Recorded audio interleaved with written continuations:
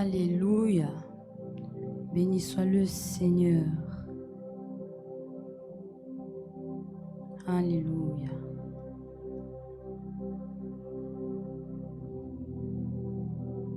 Amen, peuple de Dieu. Nous saluons le peuple de Dieu au nom puissant et glorieux de notre Seigneur Jésus. Nous vous souhaitons à tous et à toutes la bienvenue, ceux qui sont connectés également, ceux qui sont présents. Et nous accueillons parmi nous la bien-aimée du Seigneur, Marie-Christine. Alléluia, la bien-aimée du Seigneur. Sois bénie, sois la bienvenue. Tu es à la bonne place ici. C'est là que le Seigneur t'a mis et c'est là que tu vas apprendre qui est Dieu. C'est là que tu vas découvrir ton Seigneur. Alléluia. Et c'est là aussi que nous tous, nous découvrons notre Seigneur dans ce glorieux ministère Repentance et Sainteté, France, Guyane, Caraïbes. Alléluia. Et mondialement, Repentance et Sainteté dans toutes les nations, conduit par les deux plus puissants prophètes du Seigneur. Alléluia. Alors sans plus tarder, peuple de Dieu, nous allons remettre ce culte entre les mains du Seigneur afin qu'il puisse en prendre le total contrôle. Je vous invite à prier avec moi. Puissant Père, dans le nom précieux et glorieux de Jésus, nous voici devant toi, Seigneur, afin de te remettre, Seigneur, ta parole qui sera portée en ce matin. Seigneur, aide-moi, je t'en prie. Seigneur, entre tes mains, je suis un instrument qui veut faire ta volonté. S'il te plaît, Seigneur, vide-moi complètement de moi-même. Vide-moi de mes sentiments. Vide-moi, Seigneur, de mes émotions. Vide-moi, Seigneur, de toute ma personne. Et remplis-moi de ton huile pure. Remplis-moi de ton onction pure. Remplis-moi de ton Saint-Esprit, Seigneur. Que tu puisses parler, Seigneur, à ton peuple en ce matin au travers de ce message, à ceux qui sont présents, mais également à ceux qui sont connectés en ce moment même, qui nous rejoignent, Seigneur. Seigneur, ta parole, elle est vérité. Ta parole, Seigneur, nous brise, Seigneur. Elle nous brise pour nous préparer, Seigneur, nous reconstruire, Seigneur, dans le standard auquel tu nous attends, Seigneur. Parce que ce sont des personnes bien spécifiques qui hériteront, Seigneur, mon Dieu, de tes promesses, Seigneur. C'est pour cela, Seigneur, que nous te supplions, Seigneur, de venir travailler nos cœurs, travailler nos vies, Seigneur. Seigneur, s'il te plaît, au travers de cette parole, que tu puisses toucher les cœurs de toutes les personnes qui l'entendront, que cette parole puisse leur faire du bien, que cette parole puisse les bénir, que cette parole puisse emmener le réveil, un réveil de puissance dans leur vie. Au nom puissant de Jésus, Seigneur. Seigneur, je remets ta sainte parole. Seigneur, je remets, Seigneur, ce culte entre tes mains. Seigneur, je remets chaque âme, Seigneur, devant ton trône. Te demandons, cher Saint-Esprit, toi qui convaincs les cœurs de péché, de justice et de jugement, de, Seigneur, toucher les cœurs, de préparer le sol des cœurs, afin que ceux qui recevront ta nourriture, ceux qui recevront ta parole en ce matin, que, Seigneur, cette parole puisse produire du fruit dans les cœurs, un fruit qui sera manifesté dans les vies. Au nom puissant de Jésus, Seigneur, je me remets encore une fois entre tes mains et te supplie de me vider de toute forme d'orgueil, de toute forme d'état d'âme.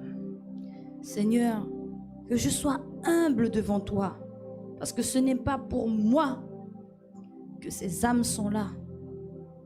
Elles sont là pour toi.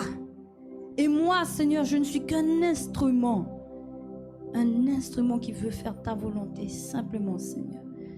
Seigneur, que ce soit toi qui sois révélé à ton peuple en ce matin, que ton peuple te connaisse et moi aussi, Seigneur. Je suis là également pour apprendre. Seigneur, parle-nous en ce matin et que tu puisses bénir ta parole au nom puissant de Jésus. Amen. Amen, peuple de Dieu. Soyez bénis. Que la paix, l'amour et la grâce de notre Dieu Tout-Puissant soient sur vos vies. Et donc, peuple de Dieu, le message de ce matin est encore un message d'alerte du Seigneur sur un danger que courent beaucoup de personnes. Un danger que beaucoup de personnes, Seigneur, peuple de Dieu, que beaucoup de personnes affrontent sur leur cheminement sans s'en rendre compte, parce qu'elles ne sont pas préparées ou parce qu'elles manquent de connaissances ou tout simplement parce qu'ils ne sont pas encore prêts à se donner totalement à Dieu. Le danger est d'accepter le Seigneur Jésus de manière superficielle, de manière partielle. Quand tu acceptes le Seigneur Jésus partiellement, qu'est-ce que cela signifie, peuple de Dieu? Nous allons prendre un premier passage avant de rentrer dans le message. Alléluia. Je vous invite dans le livre de Matthieu au chapitre 9. Alléluia. Matthieu au chapitre 9.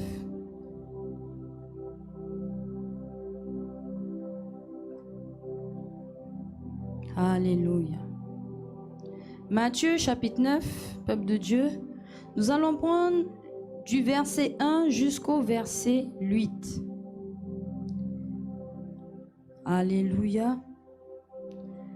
Il est dit dans la parole du Seigneur, au verset 1 de Matthieu 9, Jésus, étant monté dans une barque, traversa la mer et alla dans sa ville. Et voici, on lui emmena un paralytique couché sur un lit. Jésus, voyant leur foi, dit au paralytique, « Prends courage, mon enfant, tes péchés sont pardonnés. » Alors quelques scribes dirent au-dedans d'eux, « Cet homme blasphème. » Et Jésus, connaissant leurs pensées, dit, « Pourquoi avez-vous de mauvaises pensées dans vos cœurs? Car lequel est plus aisé de dire, « Tes péchés sont pardonnés » ou de dire, « Lève-toi et marche. » Alléluia. Or, afin que vous sachiez que le Fils de l'homme a sur la terre le pouvoir de pardonner les péchés. Lève-toi, dit-il au paralytique, prends ton lit et va dans ta maison. Et il se leva et s'en alla dans sa maison. Quand la foule vit cela, elle fut saisie de crainte et elle glorifia Dieu qui a donné aux hommes un tel pouvoir. Alléluia. Peuple de Dieu, la foule qui entourait le Seigneur Jésus a été saisie de crainte lorsque ce miracle fut accompli.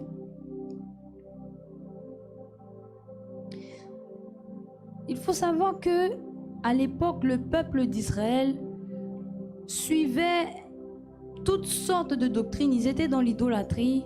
Et puis à chaque fois, le Seigneur les ramenait sur le droit chemin. Ensuite, le peuple s'égarait. Ensuite, le Seigneur levait un homme ou une femme pour les ramener dans le droit chemin. Et là, c'est le Messie lui-même, Dieu le Fils, Jésus, qui est venu sur terre et qui a accompli des miracles et des prodiges. Il a montré ouvertement d'où il venait et qui il était. Il ne l'a pas dit avec des paroles, il l'a fait au travers de ses actes.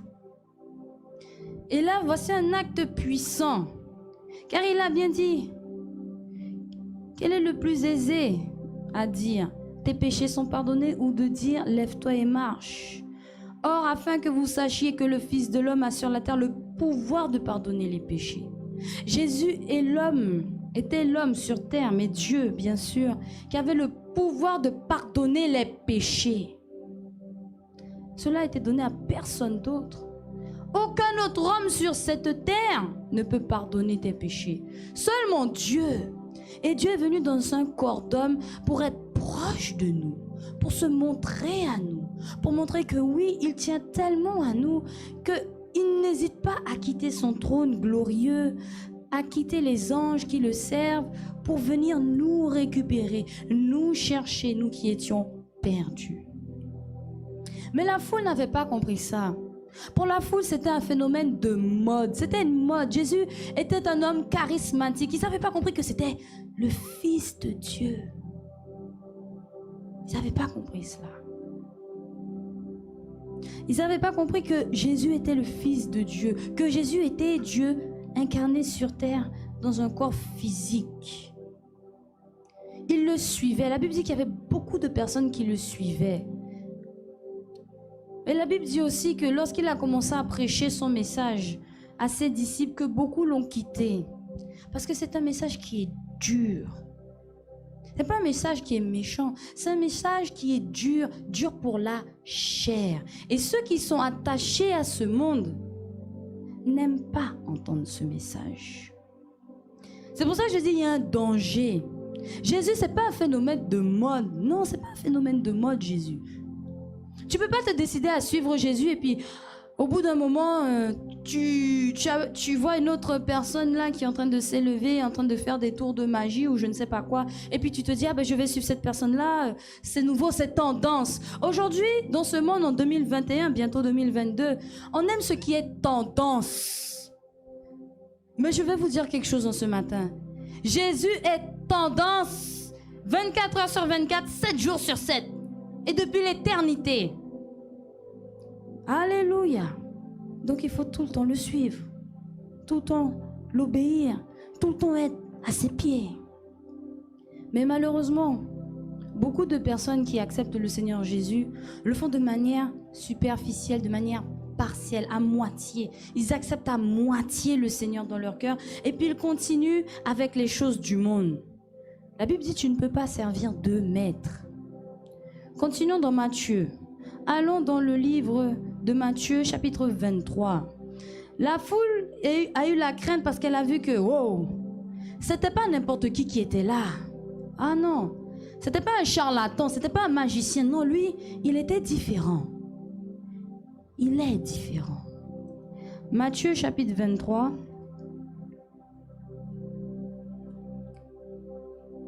À partir du verset 27. Matthieu 23 au verset 27. Malheur à vous, scribes et pharisiens hypocrites, parce que vous ressemblez à des sépulcres blanchis qui paraissent beaux au dehors et qui au dedans sont pleins d'ossements de mort et de toute espèce d'impureté. Comme nous le connaissons, les scribes et les pharisiens, c'étaient les garants de la parole. Ils étaient instruits dans la parole dès le plus jeune âge. Ils connaissaient la parole de Dieu. Mais regardez à quel point ils étaient aveugles. Ils n'ont pas reconnu qui était devant eux. Ils n'ont pas reconnu le Christ. Ils ont été légers. Pourtant, ils disent qu'ils ont accepté Dieu, mais ils ne reconnaissent pas Dieu incarné devant eux. Ils sont légers. Ils sont légers. Et donc, il y a un danger lorsque tu acceptes le Seigneur Jésus partiellement, superficiellement, c'est que tu sois léger. Et quand tu es léger, ça veut dire que tu mènes une vie à ta convenance. Quand tu es léger, cela veut dire que tu tolères le péché. Et à ce moment-là, le discours qui est dans ta bouche, c'est « Ah, j'ai péché, ce n'est pas grave, c'est un petit péché. » Ou c'est un péché mignon. Mais il faut savoir qu'avec le Seigneur, le péché, il n'est pas mignon, le péché. Le salaire du péché, c'est la mort. Il n'est pas mignon, il n'est pas petit, c'est un péché. Et le péché, son salaire, c'est la mort. Que tu aies tué, que tu aies volé, que tu aies avorté, que tu aies forniqué, le salaire du péché, c'est la mort. Le Seigneur ne va pas faire, ah bon, lui c'est un mensonge, c'est pas trop grave, il peut rentrer dans le royaume de Dieu. Et puis, ah non, lui il a assassiné 12 personnes, ah lui c'est l'enfer direct. Non, non, non. Petit, grand, moyen, ça n'existe pas avec Dieu. C'est péché. Et le salaire du péché, c'est la mort. Alléluia. Et donc ceux qui acceptent le Seigneur Jésus dans leur vie, et qui sont légers. La Bible dit ils ressemblent à des tombeaux blanchis. Vous voyez les tombes là qui sont là-bas, là, dans le cimetière, là. Elles sont belles, là. Surtout pendant certaines périodes, les gens viennent les nettoyer, viennent fleurir, allumer des bougies, ils nettoient bien, ils font un tas de choses pour pouvoir embellir la tombe. Mais au fond, il y a quoi? De la poussière, des vers, toutes sortes de tous les animaux qui vivent sous terre, et puis des os. Des os. Quand le Seigneur dit que tu ressembles à des ossements desséchés, tu dois te poser des questions. Tu dois te poser des questions. Il ne faut pas avoir l'apparence d'un chrétien. Il faut être un chrétien, un véritable chrétien, un véritable enfant de Dieu. Alléluia. Et ça commence dans le cœur. Le cœur. Vous savez pourquoi? Adam et Ève dans le jardin, avant que Satan ne vienne, leur cœur était totalement consacré à Dieu. Ils n'entendaient et n'écoutaient que la voix du Seigneur. Et puis quand Satan est venu, le cœur d'Adam et Ève a été détourné. Ils ont détourné leur cœur. Hey! Faut pas tout mettre sur la faute de Satan, hein? Oh! Faut pas tout mettre sur la faute de Satan. Satan est venu, il a parlé. Il a juste parlé. Il n'est pas venu avec un couteau là sous ta gorge là pour te dire de pécher, non. Il n'est pas venu avec un revolver là pour te dire de pécher, non. Faut arrêter de dire que c'est Satan. Par moments c'est nous-mêmes. C'est notre propre faute. Parce qu'on ne veut pas écouter le Seigneur. Ah là là là là là là. Allons dans le livre de 1 Samuel, peuple de Dieu. Nous allons prendre un passage qui est ô combien détourné en ce moment même et même avant. Un passage bien détourné par l'apostasie dans l'église. Le livre de 1 Samuel, peuple de Dieu, au chapitre 16. Et nous allons prendre le verset 7. 1 Samuel, chapitre 16, le verset 7. C'est au moment où le prophète Samuel alla chercher le nouveau roi d'Israël, David. David qui à cette époque était encore petit. Alléluia. 1 Samuel 16, verset 7, il est dit. Et l'Éternel dit à Samuel, ne prends point garde à son apparence et à la hauteur de sa taille, car je l'ai rejeté. Il s'agit là d'un des frères aînés de David, que le prophète Samuel estimait être de la carrure, de la carrure, du physique, de tout ce qui a trait à ce qui est extérieur. Pour lui, cet homme-là, le frère aîné, l'un des frères aînés de David, lui, il avait l'apparence d'un roi.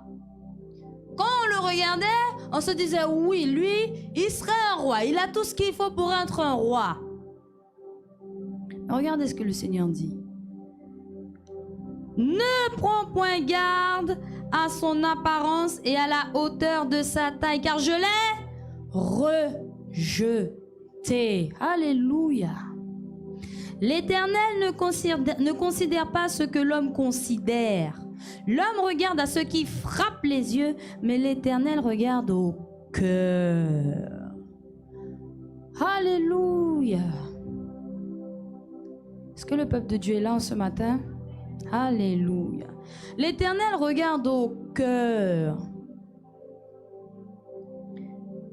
Le Seigneur regarde au cœur et beaucoup de personnes, beaucoup de pasteurs, beaucoup d'évangélistes, beaucoup de prédicateurs ont détourné ce verset afin de défier Dieu, afin d'aller dans le sens de la chair. Parce qu'à partir du moment qu'on donne la véritable explication de ce verset-là, je peux être sûr qu'il y a au moins 50% de l'Église qui parle. 50% des bien-aimés qui parlent. Oh, combien aujourd'hui on s'habille de toutes sortes de manières, avec des tissages, des mèches, avec les vêtements serrés, avec les décolletés, avec les jeans slim, avec les chemises slim où on voit tous les biceps. Et puis on vient à l'église dans la sainte présence de Dieu et on dit non, non, non, non, non, non, non. Dieu il regarde au cœur. Sors de là avec ta doctrine là. Dieu il nous a libérés. On peut faire ce qu'on veut, l'important c'est le cœur. Ah bon? c'est que vous ne savez pas qui est Dieu. Vous ne savez pas. Le Seigneur regarde au cœur, ce qui signifie qu'il regarde au fond de ton cœur. Hein, mais quand je dis au fond de ton cœur, c'est pas ce que toi tu vas mettre en avant. Hein? Quand je vois, oh Seigneur, des sœurs habillées de manière tellement impudique que lorsqu'un frère passe dans l'église, les regards sont tournés vers la sœur. Quand la sœur vient avec sa mini-jupe à l'église et que le frère, il n'est même plus concentré sur le message, mais il est concentré sur les cuisses dehors là. Et le péché dans l'église. Et personne ne réprimande. Et après on dit, le Seigneur regarde au cœur, peu importe comment je m'habille. Et des prédicateurs qui viennent habillés en tenue légère sur la chair. Et des adorateurs, les adoratrices qui viennent avec les vêtements et qui sont exposés en haut là, des gradins, là, en haut là, de certaines marches de podium dans les églises, dans les grandes églises. Et puis en bas, il y a les bien-aimés, il y a les frères, et puis ils voient en dessous tout ce qui se passe. Vous pensez vraiment qu'ils sont venus adorer Dieu?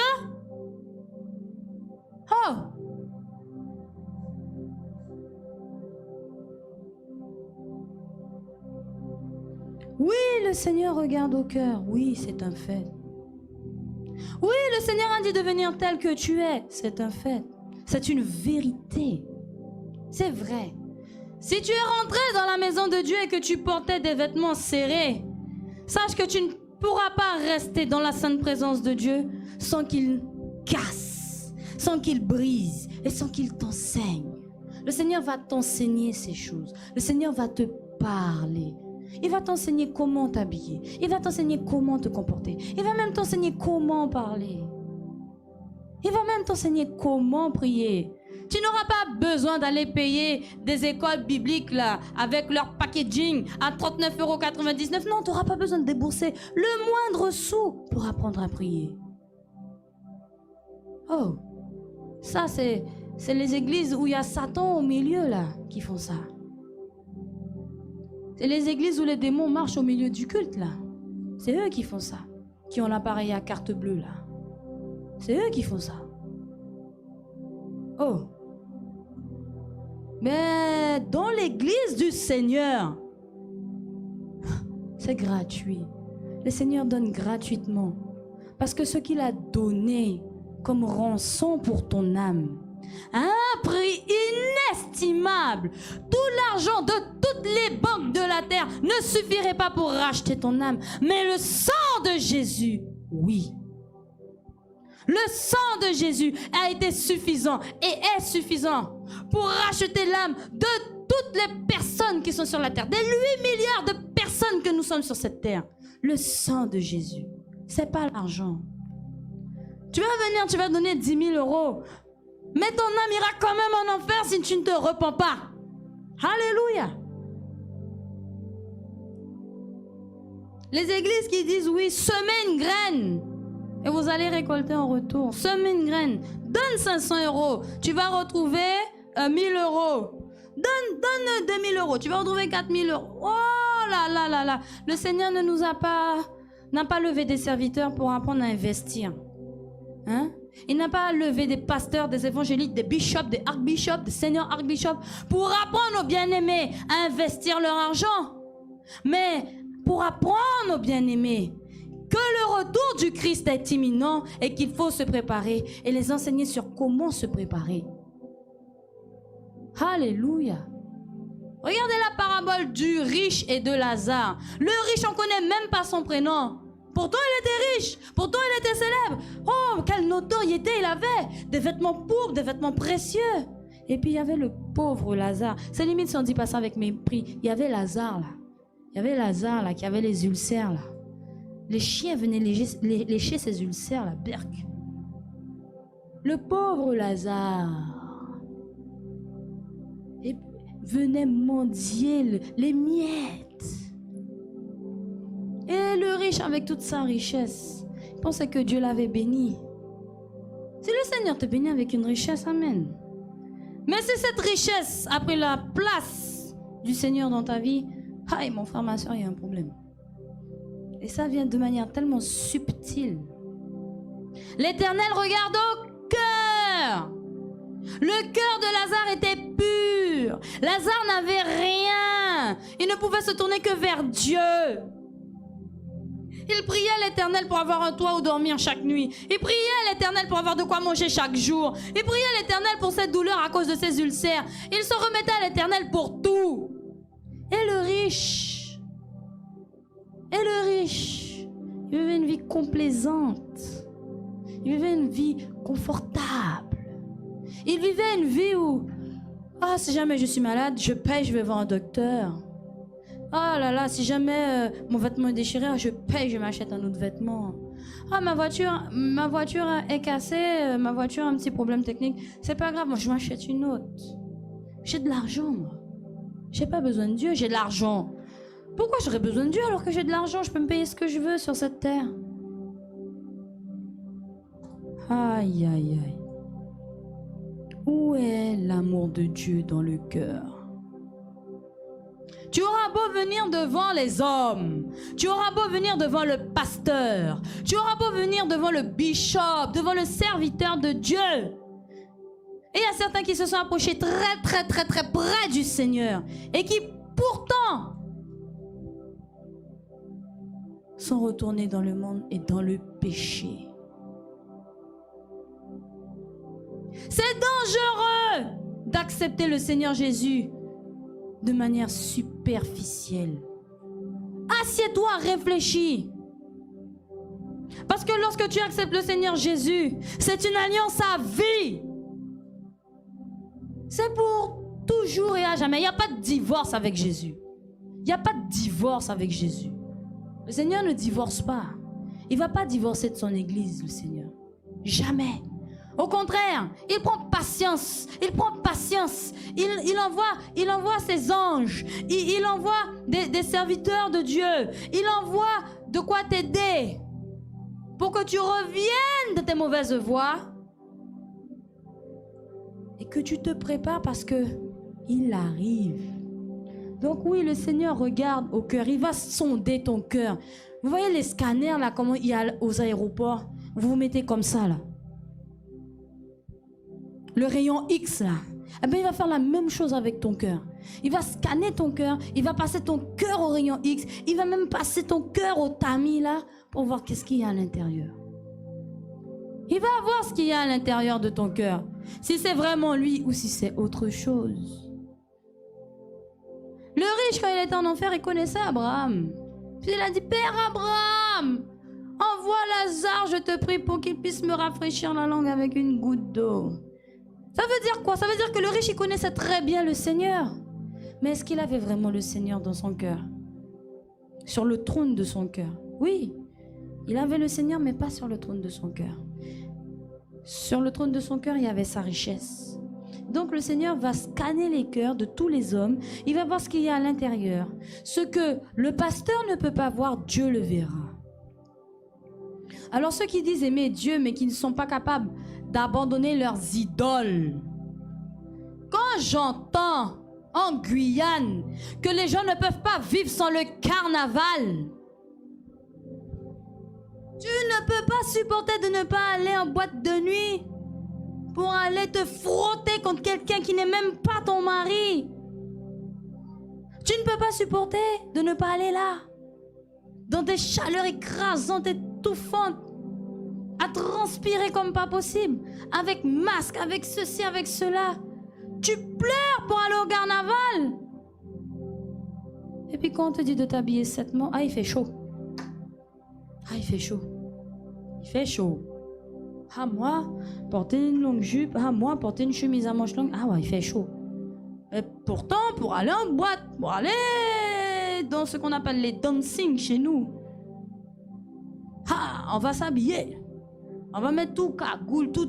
Je ne vais même pas aller plus loin dans la description parce que devant Dieu, cette pratique-là, elle est abominable. Des hommes et des femmes, pas mariés, qui vont se frotter les uns contre les autres. Par moment, ils font le carnaval le dimanche. ou le samedi, ils vont dans les bals, dans les soirées. Et puis le lundi matin au travail, ah, j'ai dansé avec un tel, il m'a pas reconnu. Ah, j'ai dansé avec une telle, elle m'a pas reconnu. Ah ouais, c'était bien. Aïe, aïe, aïe. Péché sexuel. Il n'y a peut-être pas eu l'acte, mais c'est du péché sexuel quand même. Regarde dans ton cœur. Regarde les pensées. Le Seigneur, il voit. Hein. Tu ne peux pas être chrétien et dire que tu vas dans ce genre d'endroit. Tu ne peux pas dire que tu aimes Dieu et puis tu as ton idole là dans ton cœur. L'idole, ça peut être tout. Hein. L'idole dans ton cœur, ça peut être l'argent, ça peut être le carnaval, ça peut être le maquillage, ça peut être les tissages, ça peut être la musculation, ça peut être tellement de choses. Tout ce qui est en train de prendre, ce qu'il y a de plus précieux en ce moment que nous avons. Vous savez ce que c'est? C'est le temps. Notre temps est ce qui est précieux. C'est ce que nous pouvons offrir au Seigneur, notre temps. C'est pour ça qu'il nous demande de passer du temps avec lui. C'est pour ça que la Bible dit, rachetez le temps. Le temps. Mais toi, tu donnes ton temps aux idoles. Tu passes 30 minutes devant le miroir pour essayer de placer un fossile. Tu passes 30 minutes devant le miroir à regarder tes biceps et puis à te faire des injections pour gonfler le biceps. Oh! Et ensuite tu sors dans les rues avec ton espèce de vêtements, c'est même pas un débardeur, je sais pas comment ça s'appelle ça. Et puis tu vas dans les rues et tu te pavanes comme un coq dans la basse-cour. Et les filles se tournent et waouh! Oh qu'il est musclé, oh qu'il est beau, oh ceci, oh cela. Péché sexuel. Idolâtrie. Et l'une des pires idolâtries, hein, c'est l'idolâtrie de sa personne. Les gens s'idolâtrent beaucoup. Si ce n'est pas eux-mêmes, c'est leurs enfants. C'est pas leurs enfants. Ah. L'auto-idolâtrie, comme l'a déjà prêché le bishop Gina. L'auto-idolâtrie, l'idolâtrie de soi. C'est comment? C'est moi d'abord, Dieu après. Dieu m'a libéré, oui. Le sang de Jésus m'a lavé, oui. Maintenant, je fais ce que je fais parce que la Bible dit il n'y a plus de condamnation pour ceux qui sont en Christ. Oui, c'est vrai. Mais ça ne te donne pas le droit de faire ce que tu veux. Parce que n'oublie pas la suite qui dit dans la parole. Je ne vis plus pour moi-même. Mais c'est Christ qui vit en moi. En d'autres termes, c'est plus toi qui es au contrôle de ta vie. C'est Christ. C'est le Saint-Esprit. Parce que la Bible dit aussi que l'Esprit de Dieu et la chair ont des désirs qui sont contraires, de sorte que vous ne fassiez pas ce que vous voulez. Mais aujourd'hui, ce qui est prêché dans les églises, c'est « Sois bien. Oh, no stress. No stress. Écoute, nous sommes au temps de la grâce. Le sang de Jésus. Tu as péché? Le sang de Jésus. Proclame le sang de Jésus et puis c'est passé. C'est comme si tu mettais du Tipex une rature. On va voir que tu as mis le Tipex. Hein, c'est le blanc là qu'on met lorsqu'on fait une faute ou une rature. C'est comme, on va voir que tu as mis du blanc. On va voir que c'est pas beau ta copie, qu'elle est pas belle ta copie. On va le voir. Tandis qu'avec le sang de Jésus, c'est comme si tu avais une copie neuve. Alléluia. Le Seigneur va sonder. Et le Seigneur va révéler ce qui ne va pas. L'idolâtrie. Hey. Tu peux pas avoir de maître. Hein? C'est pour ça que c'est dangereux. Tu peux pas dire oui à Jésus et puis oui à toi-même. Tu peux pas dire ah aujourd'hui Seigneur ce que tu me demandes là c'est trop, moi je veux faire ça. Et puis tu vas faire ça. Tu peux pas dire ça à Dieu. Tu peux pas dire ça au Seigneur. C'est pas possible. Tu peux pas sélectionner dans la parole. Il y a beaucoup de sélection. Il y a beaucoup de sélection. Tu peux pas dire ah oui moi je prie. Je prie parce qu'on me fait du mal. Je prie parce que ça ne va pas. Je prie pour que le Seigneur me délivre de telle situation. Et puis derrière, tu ne te repens pas. La repentance est une prière. Alléluia. Mais combien de personnes vont faire la prière de repentance? Combien? Mais par contre, lorsqu'il s'agira d'aller prier, ah oui, Seigneur, tu as dit que tu nous donneras la victoire contre nos ennemis. Oui, Seigneur, tu as dit que tu ne m'abandonneras pas dans l'ombre de la vallée de la mort. Je n'ai rien craindre parce que tu es avec moi. Oh là là, comment des chrétiens sont champions pour réciter tous les psaumes. Les psaumes pour se protéger. Les psaumes pour se protéger. Et puis d'autres versets pour pouvoir se justifier. Et le Seigneur regarde au cœur. Il sait quand tu l'utilises, quand tu veux l'utiliser à tes fins, à tes propres fins personnelles. Alléluia. Allons dans le livre de Apocalypse. Apocalypse, peuple de Dieu. Ce sera le chapitre 3.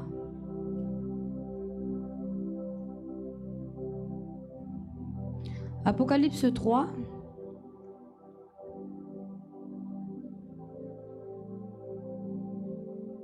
À partir du verset 15.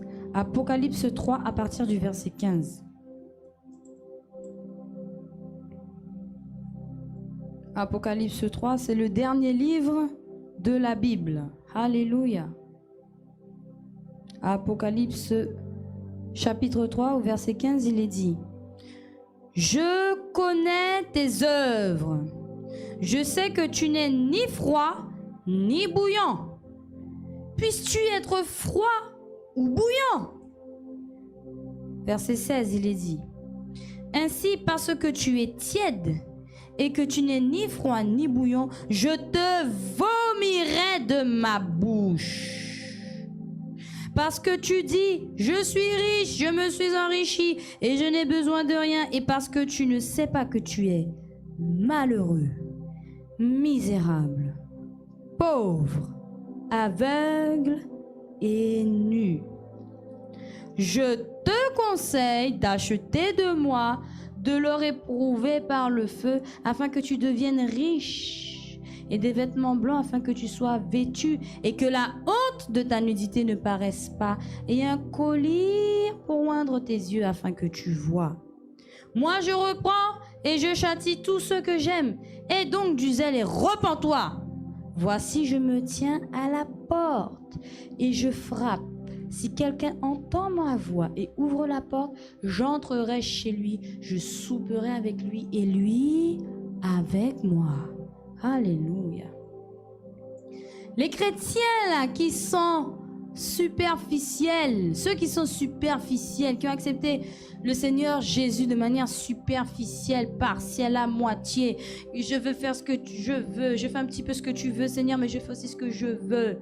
Et puis, Seigneur, j'aime pas comment tu as écrit la parole, je vais l'adapter, Seigneur. Alléluia. Ceux-là, là, ils sont appelés les tièdes. Ils ont accepté le Seigneur sur une base saine. Ils étaient bouillants. Ils étaient en feu. Tu les appelais pour aller évangéliser, ils allaient évangéliser. Tu les appelais pour une œuvre, ils venaient à l'œuvre. Tu les appelais pour un projet, pour une mission, ils répondaient présent. Ils ne comptaient pas les heures, ils venaient par amour du Seigneur. Et puis au bout d'un moment, ce feu-là commençait à diminuer. Et puis ils ont commencé à se diriger vers la froideur et ils sont devenus tièdes. Et c'est ce que ça donne, ceux qui veulent faire un petit peu la volonté de Dieu et puis ils font un petit peu leur volonté, ils font un mix des deux. Le Seigneur les appelle les tièdes. Et vous savez, vous avez vu ce qu'il dit là? Je te vomirai de ma bouche. C'est terrible ça. Il faut comprendre la profondeur de ce verset. Quand le Seigneur dit je te vomirai, c'est pas pour que le vomi retourne dans la bouche de Dieu. Négatif. Le vomi là, quand il est vomi, c'est fini. Même nous, êtres humains, lorsque nous vomissons, nous n'allons pas retourner manger notre vomi, n'est-ce pas? A fortiori Dieu. Si Dieu t'a vomi, sache que c'est fini. Oh oui, c'est fini. Vous savez qui retourne à son vomi? Vous pouvez lire ça, on va le lire. Hein? Rapidement, rapidement. Vous pouvez prendre des notes, peuple de Dieu. On va voir c'est qui retourne à son vomi. On va voir qui retourne à son vomi. Et je vous assure, c'est certainement pas Dieu. C'est certainement pas Dieu qui retourne à son vomi. Oh non. Si t'as vomi, il t'a vomi. Proverbe 26, verset 11. Comme un chien qui retourne à ce qu'il a vomi, ainsi un insensé qui revient à sa folie. Alléluia. C'est les chiens qui retournent à leur vomi et les insensés à leur folie. Il faut savoir que lorsque tu n'avais pas Christ, tu marchais comme un insensé sur cette terre. Tu marchais comme un fou. Proverbe 26, verset 11. C'est le chien qui retourne à son vomi. Le chien. Et vous voyez comment le Seigneur fait la comparaison? Quand un fou, quand une personne qui est sauvée, quand une personne qui a accepté le Seigneur Jésus, qui a décidé de le suivre, tombe dans la tiédeur et décide de... Ah Seigneur, je veux pas tout parce que moi j'aime le plaisir de ce monde. Quand ce type de personnes-là ne veulent pas se séparer totalement, le Seigneur compare ces personnes-là à des chiens qui retournent à leur vomi. Mais Dieu, lui, s'il t'a vomi, c'est fini. C'est déjà nettoyé, balayé, tiré la chasse, ce que tu veux. C'est fini.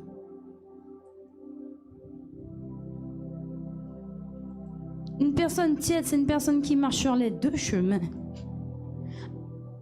Le premier chemin large et spacieux avec les plaisirs de ce monde. Et puis l'autre chemin étroit et resserré. Et puis quand ça va pas, hop, je vais sur ce chemin-là parce que c'est plus facile. Le chemin large et spacieux. Ouais, je fais la fête. Ouais, je fais ceci. Ouais, je fais cela. Et puis bon, quand on a notre conscience qui est un petit peu trop accusée, hop, on glisse de l'autre côté. Et puis on va sur le chemin étroit. Et puis, Seigneur, délivre-moi. Seigneur, pitié. Et puis on va réciter le psaume 51 pour demander pardon au Seigneur. On va réciter le psaume 51. Hypocrite! Voilà comment la Bible les appelle, des hypocrites. Bon, la parole de Dieu, elle est ce qu'elle est. Quand elle est prêchée dans sa vérité, ça fait mal, hein? Mais il faut comprendre. Dieu ne jouera jamais avec le péché. Dieu ne jouera jamais avec nous. Vous savez pourquoi? Parce que Dieu, il nous aime. C'est pour ça qu'il est obligé d'être strict, d'être carré, d'être droit. Parce qu'il sait ce qui attend ceux qui ne veulent pas le suivre, ceux qui veulent persévérer dans leur vomi, qui veulent persévérer dans leur folie. Il sait, c'est la mort. Ceux qui veulent persévérer dans le péché, ceux qui les attendent, c'est la mort. Et c'est pas... Moi, à l'époque, je pensais que quand on mourait, on n'existait plus, tout simplement. Je pense, moi, franchement, hein, je vous le dis, avant d'accepter le Seigneur, avant d'être instruite comme je le suis aujourd'hui par la grâce de Dieu, je pensais que quand on mourait, on nous enterrait et puis on n'existe plus, c'est tout. On va plus rien ressentir, on va peut-être pas se souvenir de nous, sauf si on a marqué l'histoire, mais on nous oublie. Et puis c'est tout. Mais quand j'ai appris ce que c'était que la mort que le Seigneur décrit, la mort, c'est le lac de feu. Hein? C'est-à-dire que lorsqu'on te met dans le trou, ça va faire comme avec l'homme riche. La mort, c'est un sommeil. Alléluia. La mort, c'est un sommeil. Ce n'est pas la fin de toute chose. La mort est une porte vers l'éternité. Soit tu meurs, ensuite tu ressuscites pour aller au ciel, soit le Seigneur Jésus arrive, tu es toujours vivant, tu pars avec lui. Voilà comment ça se passe. Donc ceux qui sont morts sur cette terre, ils sont tout simplement endormis jusqu'à l'avènement de notre Seigneur Jésus. Et puis, ceux qui ont été saints, justes dans la droiture, ils ressusciteront. Allons dans 1 Thessaloniciens 4 pour bien comprendre ces choses. 1 Thessaloniciens, peuple de Dieu.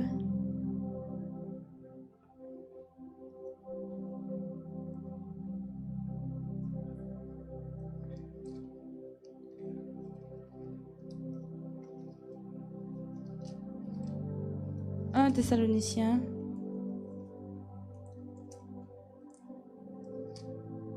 Alléluia.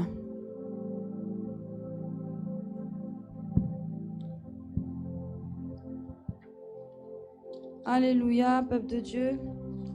Un passage de référence. 1 Thessaloniciens, le chapitre 4.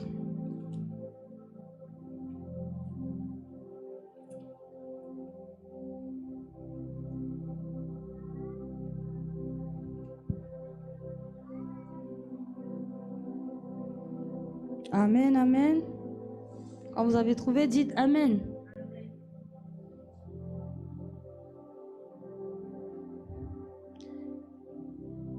Alors,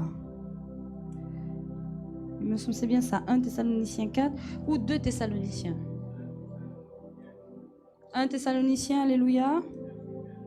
Amen, verset 15. 1 Thessaloniciens, chapitre 4, verset 15.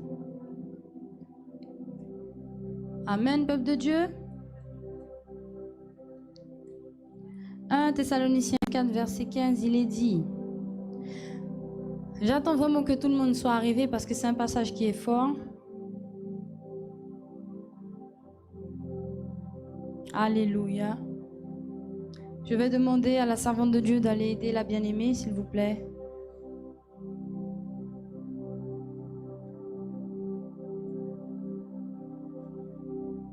« 1 Thessaloniciens 4, le verset 15. Alléluia. Vous qui êtes connectés sur Internet, j'espère que vous prenez des notes. Parce que c'est tellement important.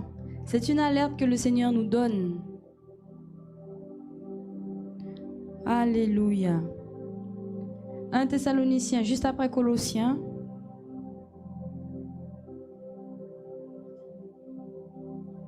1 Thessaloniciens 4, verset 15. Il est dit, Amen, soyez bénis. Voici en effet ce que nous vous déclarons d'après la parole du Seigneur. Alors c'est très important. D'après la parole du Seigneur. Ce n'est pas inventé par les hommes, c'est la parole de Dieu qui le dit. Voici en effet ce que nous vous déclarons d'après la parole du Seigneur. Nous, les vivants, restés pour l'avènement du Seigneur, nous ne devancerons pas ceux qui sont décédés. Verset 16. Car le Seigneur lui-même a un signal donné à la voix d'un archange et au son de la trompette de Dieu descendra du ciel et les morts en Christ ressusciteront premièrement. Ensuite, nous les vivants qui serons restés, nous serons tous ensemble enlevés avec eux sur des nuées à la rencontre du Seigneur dans les airs. Et ainsi nous serons toujours avec le Seigneur. Consolez-vous donc les uns les autres par ces paroles. Alléluia. Les morts en Christ ressusciteront. Et ceux qui ne sont pas morts en Christ, eux aussi ressusciteront. Mais pas pour aller dans le royaume de Dieu. Ce sera pour le jugement dernier. Le jugement du trône blanc. Le jugement où le Seigneur va appeler chacun et chacune et va commencer à donner des récompenses. Mais cela vous sera prêché bientôt. Les récompenses que le Seigneur prévoit pour ceux qui lui ont été fidèles. Et pour ceux qui ont été infidèles, parce que marcher un pied dans le monde et un pied avec le Seigneur, ça s'appelle de l'infidélité. C'est le lac de feu. Et ce n'est pas comme il est dit dans certaines religions, où tu vas souffrir peut-être 15 ans dans le lac de feu, tu vas souffrir 15 ans en enfer. Je crois que ça s'appelle le purgatoire. C'est écrit nulle part dans la Bible, cette histoire de purgatoire. C'est pour l'éternité, le lac de feu, ou l'éternité dans le royaume de Dieu. Si tu dois faire un choix ce matin, fais-le maintenant. Et fais-le en réfléchissant bien. Alléluia.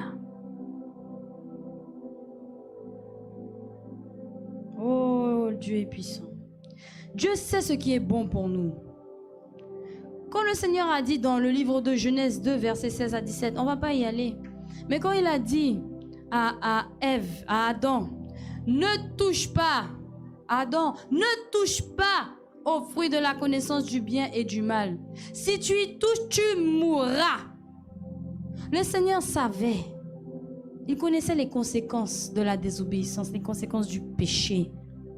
C'est-à-dire quoi? C'est-à-dire que le Seigneur sait ce qui est bon pour toi. Toi, tu vas penser que tu te connais bien et que tu sauras faire ce qu'il faut pour ta vie. Mais Dieu, il est l'architecte de ta vie. Dieu a déjà tracé ta destinée. Et ta destinée, c'est d'être au ciel avec lui. Lorsque le sang de Jésus a coulé à la croix, ce n'était pas seulement pour une catégorie de personnes. Ce n'était pas pour une nation spécifique. Ce n'était pas pour une ethnie, une langue. Non, c'était pour tout le monde. Afin que tout homme, toute femme, tout enfant confesse le nom de Jésus. Invoquons le nom du Seigneur et soyons sauvés. Mais voilà, le Seigneur va toujours donner le choix. Dans l'œuvre qu'il est en train de faire, le Seigneur donne le choix. Il a donné un choix à Adam, il a donné un choix à Ève. Il leur a dit, soit vous m'obéissez, soit vous m'obéissez pas. Et donc, quand le serpent est venu, Ève a fait un choix. Adam a fait un choix. Faut pas venir dire, ah oui, c'est Ève qui a influencé Adam. Ah oui, Ève a manipulé Adam. C'est de la faute de Ève, toi, de la faute de Ève. Oh non. Adam a fait un choix lui aussi. Parce que le salut, il est personnel et il est individuel. C'est pas un salut par groupe, c'est pas un salut par famille, c'est pas un salut par couple. Il est personnel. Quand chacun comparaîtra devant le Seigneur, il n'y aura pas papa, il n'y aura pas maman, il n'y aura pas la sœur, il n'y aura pas le frère, il n'y aura même pas le pasteur. C'est seul que chacun comparaîtra devant le trône de Dieu. Ce qu'il y a dans le cœur. Alléluia. Il sait ce qu'il y a dans ton cœur, le Seigneur, lorsque tu viens à lui. Il sait ce qui t'anime quand tu viens dans sa sainte présence. Le Seigneur connaît. Ne crois pas que ces choses soient cachées devant sa face. N'oublions pas, il est celui qui sonde les... Est-ce que le peuple de Dieu est là ce matin? Il est celui qui sonde les cœurs. Nous allons aller dans le livre de Jacques.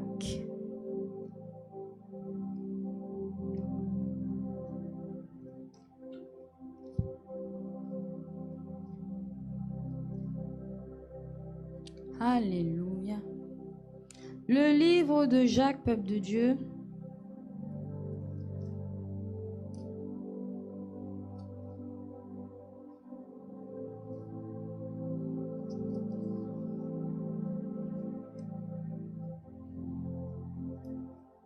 Amen, Seigneur.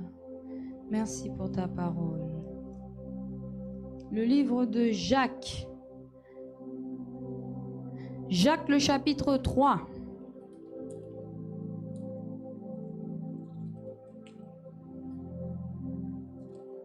Jacques, chapitre 3, au verset 16. Jacques, chapitre 3, verset 16, il est dit: car là où il y a un zèle amer et un esprit de dispute, il y a du désordre et toutes sortes de mauvaises actions. Alléluia. Le Seigneur sait ce qui t'anime quand tu viens dans sa sainte présence. Quand tu entends, mais va à l'église pour te trouver un mari, va à l'église pour te trouver une femme. Ha! Tu crois que tu viens pour le Seigneur? Est-ce que c'est obligé que tu viennes à l'église et que tu te maries? Si le Seigneur ne veut pas que tu te maries, tu ne te marieras pas. Faut pas aller forcer la main de Dieu. Faut pas aller corriger Dieu. Faut pas aller dire à Dieu, Dieu, moi je veux ça, c'est ça. Si tu dois avoir un mari, si tu dois avoir une femme, le Seigneur pourvoira. Mais le Seigneur en premier, le reste après. C'est pour ça que le Seigneur Jésus a dit, celui qui aime son père, sa mère, sa femme, son époux, ses enfants, son frère, sa soeur, plus que moi, n'est pas digne de moi.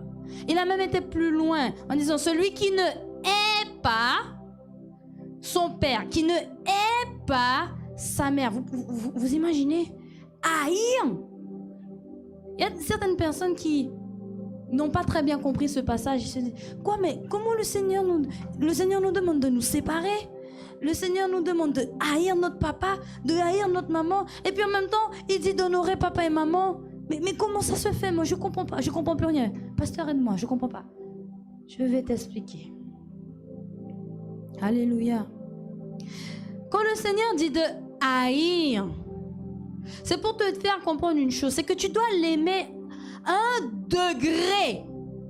Tu dois l'aimer, tu dois aimer Dieu à un degré. Tu dois aimer Dieu d'une manière tellement élevée, extraordinaire, exceptionnelle, que l'amour que tu as pour papa, maman, l'amour que tu as pour ton fils, ta fille, l'amour que tu as pour ton mari, ta femme, ça ressemble à de la haine. Voilà ce que ça veut dire. L'amour que tu es censé avoir pour le Seigneur doit être un amour puissant.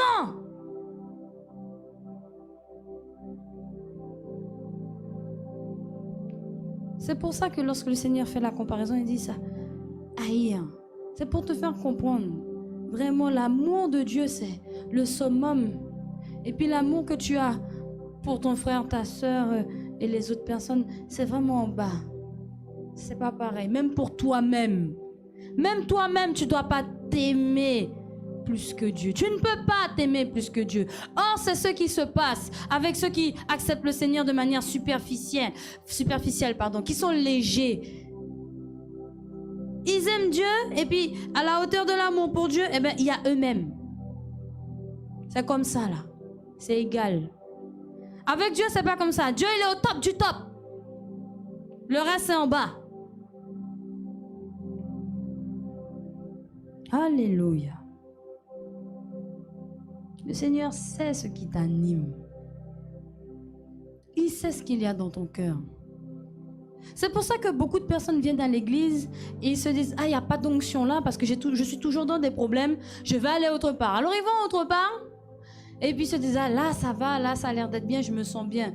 Mais tout ça c'est charnel.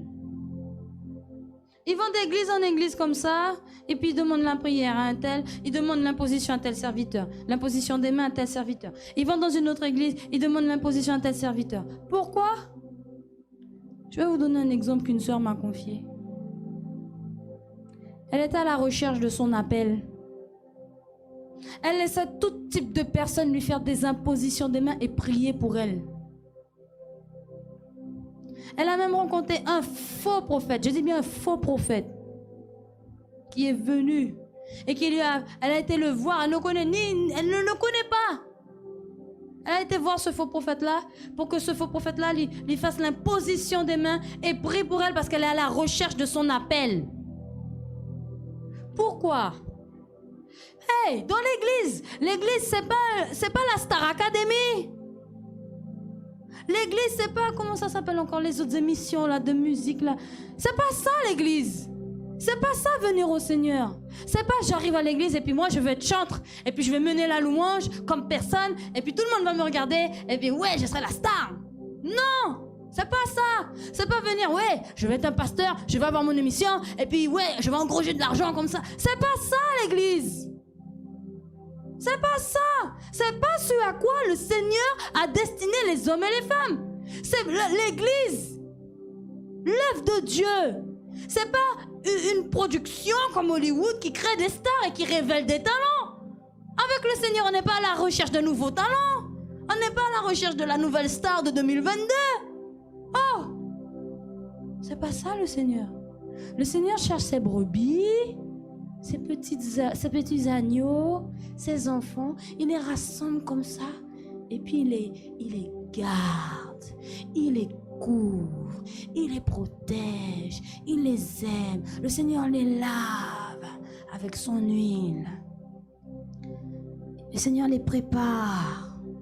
Le Seigneur dépêche des bergers pour les garder, pour garder le troupeau. Parce qu'il y a le loup dehors qui cherche à attaquer le troupeau.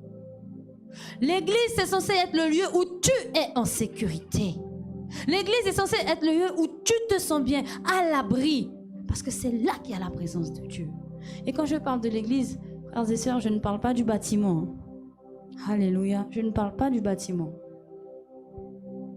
L'église est un joyau précieux du Seigneur. C'est pour ça que le Seigneur demande à tout un chacun d'être humble. L'humilité précède la gloire. En d'autres termes, l'humilité précède le royaume de gloire. Le royaume de gloire, c'est le royaume de Dieu. Là où les rois et les reines vont régner. Mais il y a ceux qui ont déjà commencé à régner sur cette terre. Et c'est ceux qui donnent l'apostasie dans l'église. Les stars évangélistes qui ont des toilettes en or. Hey, c'est de Dieu ça? Par moments, il y a tellement de... On a déjà dit ça. Hein, il y a déjà tellement de cinéma dans les soi-disant cultes où les gens viennent, le pasteur, je dis pasteur entre guillemets, pardon, et puis la personne possédée, je l'ai déjà dit ça, et à terre, et puis elle est prise de frissons. Au nom de Jésus, révèle-moi ton nom. Aïe, aïe, aïe. Et puis la personne à terre, oui, je suis tel démon, je me nomme un tel. Arrêtez. Arrêtez. Sortez de l'illusion là. Faut ouvrir les yeux maintenant. Faut ouvrir les yeux et voir vraiment ce qui se passe dans ce monde là. Parce que vous êtes en danger. Nous sommes en danger. Nous sommes en danger dans ce monde là. Il y a des loups. Il y a des charlatans, il y a des faux docteurs, il y a des faux pasteurs. La Bible dit, ils introduiront des sectes, des raisonnements, des enseignements pernicieux et pervers. La Bible dit, réveillez-vous. Réveillez-vous. Réveillez-vous. Cette sœur-là, elle a été priée à gauche, elle a été priée à droite, demandé la prière à gauche, à droite. Dans toutes les églises, elle allait, on priait pour elle, on lui imposait les mains. Mais sais-tu que lorsqu'on t'impose les mains, on prie pour toi, qu'est-ce qui t'est transmis? Un authentique serviteur de Dieu, lorsqu'il prie pour quelqu'un et qu'il va faire l'imposition des mains, déjà ce n'est pas de sa propre volonté, mais c'est le Saint-Esprit de Dieu qui va le pousser à t'imposer les mains, à faire l'imposition des mains. C'est pourquoi dans ce ministère, vous n'allez pas voir les pasteurs venir et puis imposer les mains là comme ça à la légère. Parce que de la même manière qu'on donne, on peut aussi recevoir des choses pas bonnes si c'est pas dirigé par le Saint-Esprit de Dieu. On fait attention. On ne va pas imposer les mains à tout va, à tout va, à tout va, à tout va. Non, peuple de Dieu. Non, fais pas ça. Tout doit être conduit par l'Esprit de Dieu.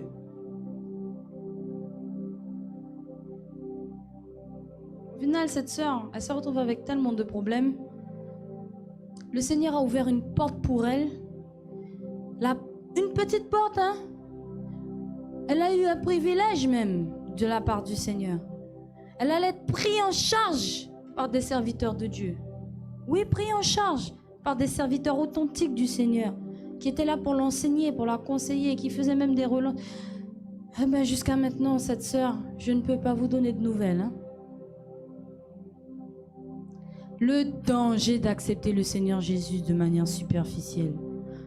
te pousse à t'éloigner de la solution que Dieu t'apporte pour aller chercher tes propres solutions ailleurs, des solutions qui te conviennent toi. Parce que ce que Dieu te donne, tu n'en es pas satisfait. C'est pour ça qu'aujourd'hui, ce que le Seigneur te donne, tu n'es jamais content. Ah, le Seigneur, il m'a donné une peau trop noire, je vais aller la blanchir. Ah, le Seigneur, il m'a donné des cheveux qui sont un petit peu trop frisés, comment on dit ça, graines de poivre.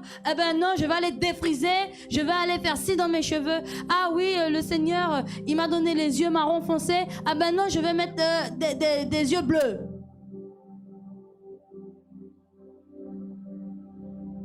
Hey, nous sommes qui pour corriger Dieu là? Nous sommes qui pour dire à Dieu, je ne veux pas de ton plan là, moi je veux ça. Si tu veux pas me le donner, tant pis, je vais aller le chercher ailleurs. C'est de la folie. C'est pour ça que dans Proverbe 26, l'insensé est retourné à sa folie parce qu'il y est attaché. Il ne veut pas suivre le Seigneur. Combien sont insensés? Et puis vous allez avec toute la fausseté. Et puis vous venez devant le Seigneur. Adorer le Seigneur. Louer le Seigneur. Vous pensez que le Seigneur va recevoir votre adoration? Alors qu'il t'a dit non. Et tu vas quand même. Peuple de Dieu, sachez que même dans le nom du Seigneur, le nom N-O-N du Seigneur, il y a autant d'amour que dans son oui. Alléluia. Le Seigneur sait ce qui t'anime quand tu viens à lui. Tu peux rien lui cacher. Regardez même le peuple. On l'a dit tout à l'heure. Le peuple d'Israël était complètement aveugle. Ils étaient aveugles. Quand ils ont vu Jésus, ils n'ont pas reconnu Christ. Seulement une partie, une infime partie du peuple. Mais à la fin, c'est Israël qui a crucifié le Messie. En disant à Pilate, crucifie-le, crucifie-le. Ils ont préféré choisir un voleur plutôt que de choisir le sauveur. Parce qu'ils étaient aveugles. Ils avaient leur conception du Messie. Pour eux, le Messie devait venir sur un cheval. Le Messie devait venir avec des habits glorieux. Il devait venir en grande pompe. Et ils ont juste vu un charpentier humble sur le dos d'un ânon. Ça ne les a pas satisfaits. Mais si les scribes et les pharisiens avaient lu leur Bible, ils auraient compris que cela était encore un signe du Seigneur. Parce que lorsque, dans la Bible, il y a un roi qui est rentré sur le dos d'un ânon, et c'était symbole de paix. Et donc, lorsque le Messie a fait cet acte prophétique, cet acte symbolique, de venir à Jérusalem, d'entrer sous les Alléluia, Alléluia, Baruch Hashem Adonai, Baruch Hashem Adonai, louez celui qui vient au nom du Seigneur. Quand il a fait cet acte de venir sur le dos d'un ânon, c'était pour dire qu'il était venu apporter la paix. Mais regardez ce qui est dit dans Luc.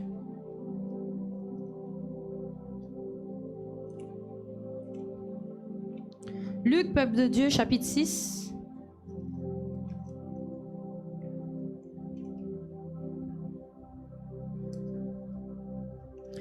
Luc 6, le verset 11.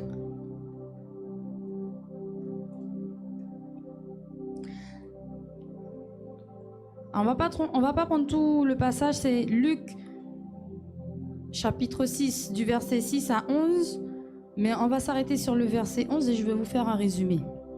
Donc le Seigneur Jésus est venu et il a guéri un homme au jour du sabbat.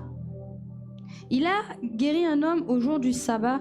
Les sacrificateurs, les pharisiens, les scribes qui étaient là à l'époque, scribes et pharisiens qui ont vu le Seigneur guérir cet homme qui avait la main sèche, ils n'ont pas apprécié, ils sont venus, mais aujourd'hui c'est le jour du sabbat. Tu peux pas travailler le jour du sabbat. Le sabbat, on ne fait rien. On va au temple et puis on adore le Seigneur, c'est tout. Toi tu viens, tu guéris quelqu'un. Tu ne respectes pas la loi. Mais ils n'avaient pas compris que devant eux, il y avait le créateur de la loi. Alléluia. Le sabbat, c'est pas seulement un jour. Le sabbat, c'est ton temps. C'est tous les jours. Le sabbat, c'est tout le temps que tu consacres à Dieu. C'est ça le sabbat. Le Seigneur est venu, il a imposé ces règles-là à Israël pour leur donner une discipline et pour nous plus tard pour que nous puissions apprendre. Mais sachez, peuple de Dieu, que le sabbat, c'est tout le temps que tu le pratiques.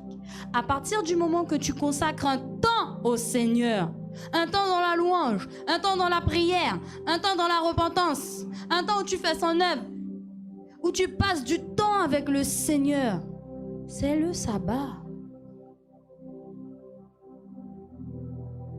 Et donc, regardez.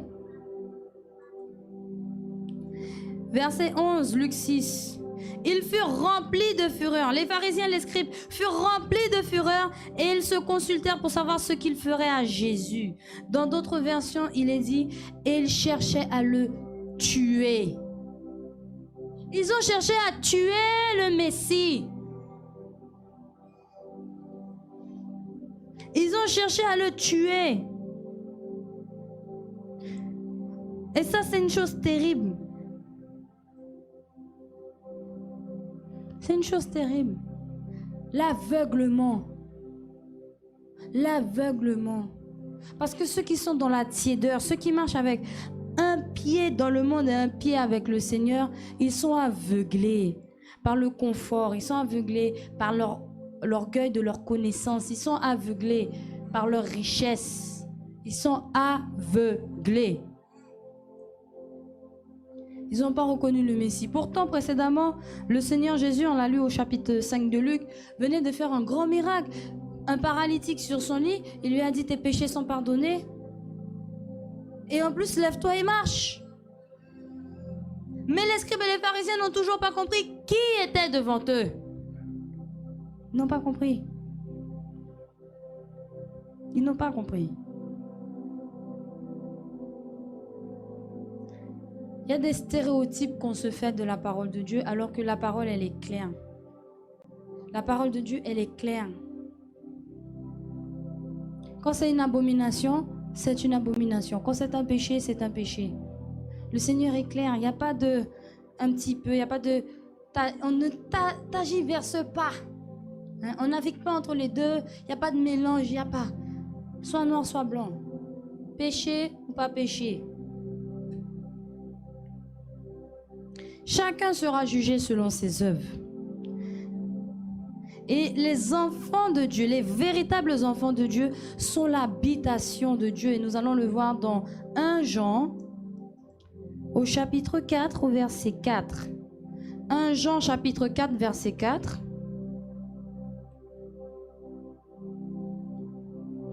1 Jean, le chapitre 4, au verset 4. Il est dit, vous, petit enfant, vous êtes de Dieu. Alléluia.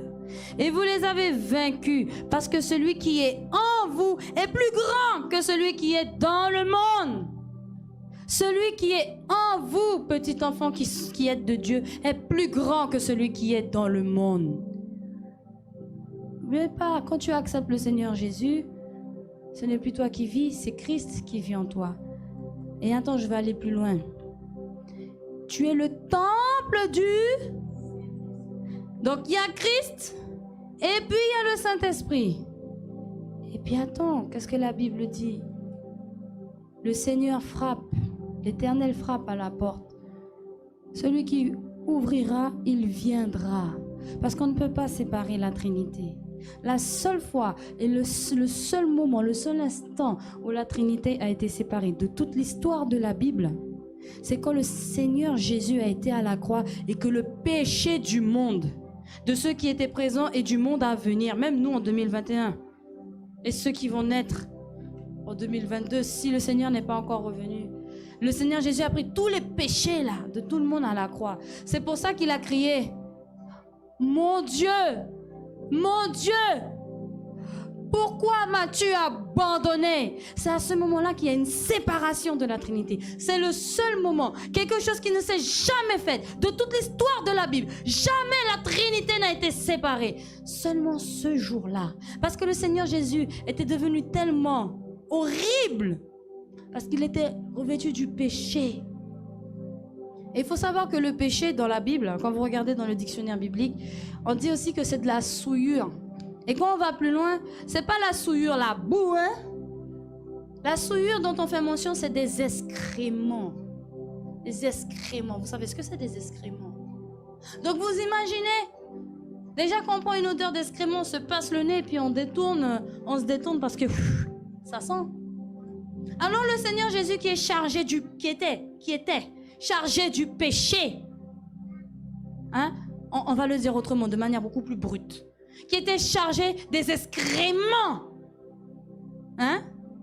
Une tonne et une tonne et une tonne d'excréments, une tonne et une tonne et une tonne de péché, de souillure, d'abomination.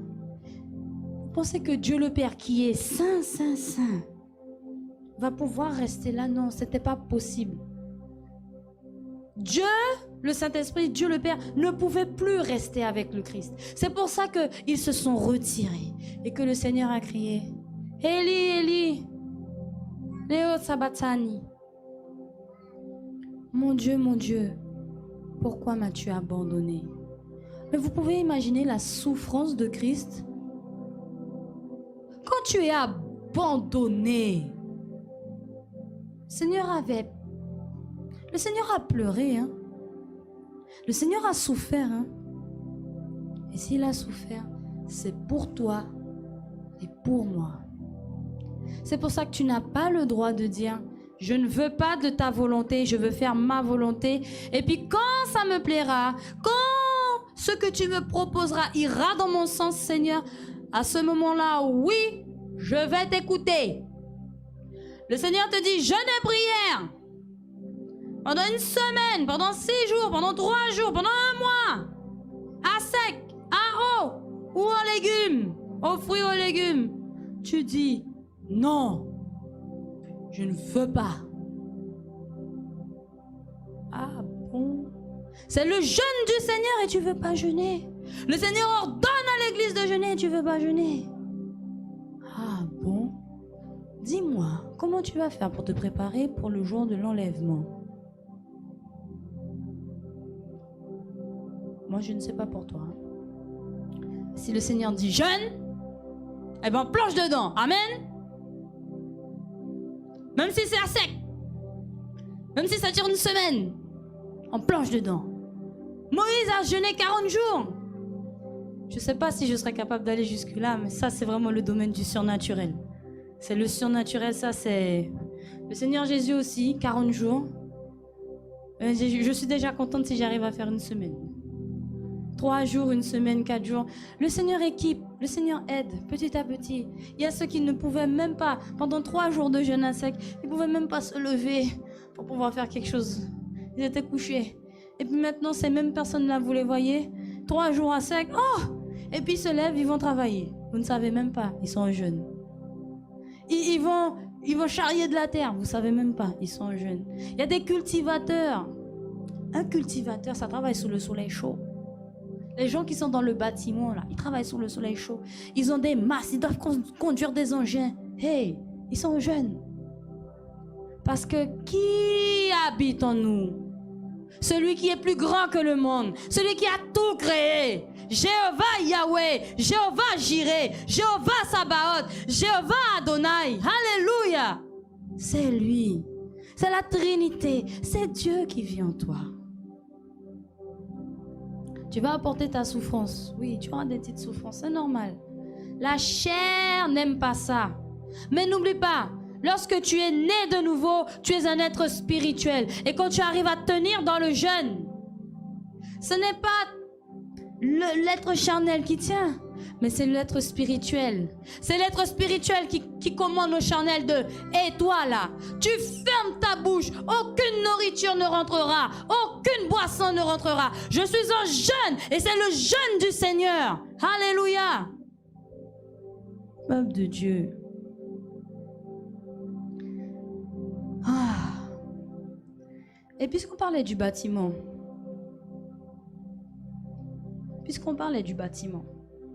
on va survoler un petit peu ce domaine-là rapidement. Vous savez, quand il y a une construction, il y a plusieurs, on va les appeler acteurs. Quand on construit un bâtiment, on va dire une maison ou un immeuble, il y a plusieurs acteurs qui rentrent en jeu.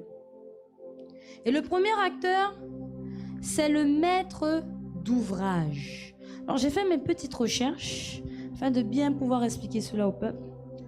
Je ne suis pas une experte du bâtiment, mais je vais vous donner ce que j'ai pu comprendre.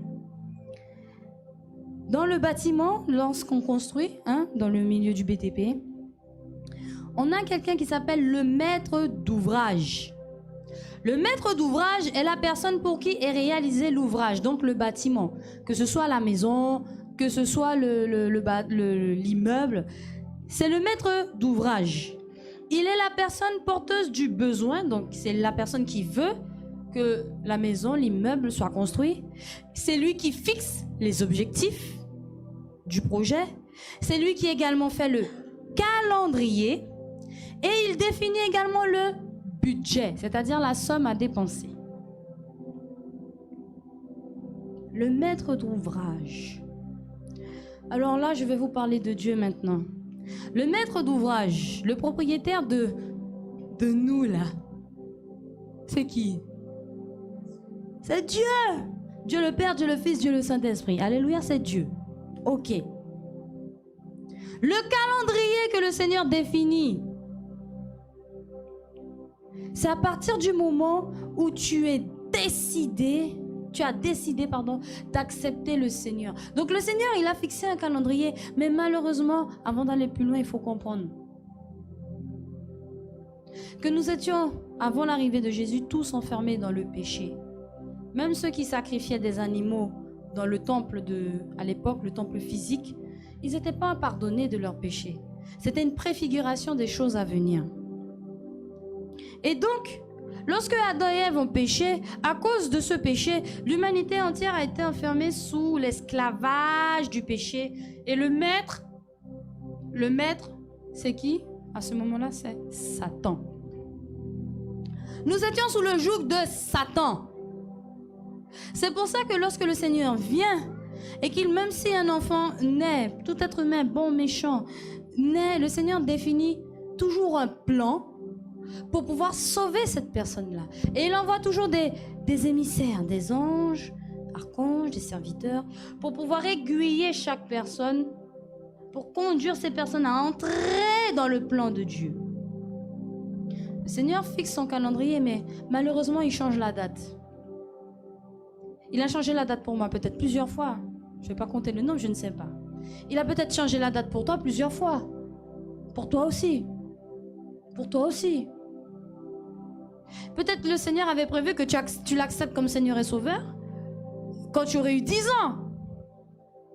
Et puis toi, tu l'as accepté, tu avais 30 ans. La date, elle bouge. Parce que bien que le Seigneur fixe ses plans, n'oubliez pas ce qu'on a dit précédemment, le Seigneur nous donne le choix. Il te donne le choix de le choisir lui et l'éternité au royaume de Dieu, ou la mort avec Satan. Satan aussi, Satan il n'a pas de royaume. Satan il sera enchaîné en enfer et puis il va souffrir. Donc tu as le choix d'aller en prison, en enfer avec Satan, ou de vivre heureux, dans la paix, dans la joie et dans le bonheur avec Dieu.